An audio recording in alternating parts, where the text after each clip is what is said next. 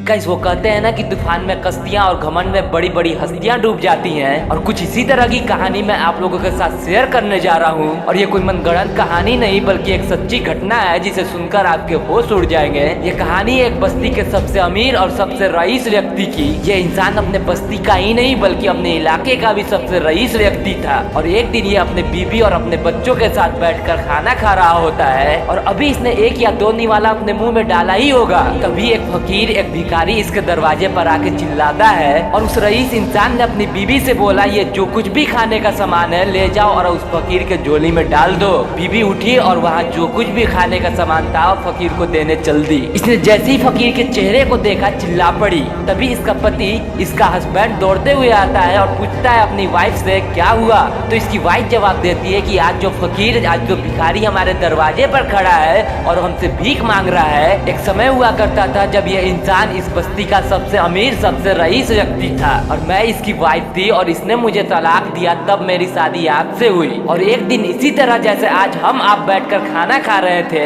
उस समय एक फकीर एक भिखारी इसके दरवाजे पर आया था, लेकिन इसने उस फकीर को कुछ देने के बजाय उसे जलील किया, उसे मारा पीटा और उसे भगा दिया। और फिर इसकी हालत बिगड़नी शुरू हुई और महज कुछ ही दिनों बाद इसकी हालत ऐसी हो गई कि इसे अपना खर्च भी निकालना मुश्किल हो गया, और फिर इसने मुझे डाइवोर्स दिया। तभी इसका पति, जिसके दरवाजे पर आज ये फकीर खड़ा है, कहता है कि अब आगे की कहानी मैं बताता हूँ। जो बंदा आज अपने कर्मों की वजह से फकीर बना बैठा है और जिस इंसान के घर में ये भीख मांग रहा है, वो इंसान कोई और नहीं बल्कि वो भिखारी है जिसे इसने एक समय जलील किया था, मारा पीटा था। गाइस ये इंसान के कर्म ही होते हैं जो एक इलाके के सबसे अमीर व्यक्ति को भिखारी बना दिया और एक भिखारी को उस इलाके का सबसे रईस व्यक्ति बना दिया। सही कहा जाता है कि जैसा करोगे वैसा पाओगे, क्योंकि ऊपर वाला तो सब देखता है। इसलिए गाइस तुम ऊंचाइयों की सीढ़ी तब तक चढ़ते रहोगे जब तक तुम जमीन को छूकर चलते रहोगे।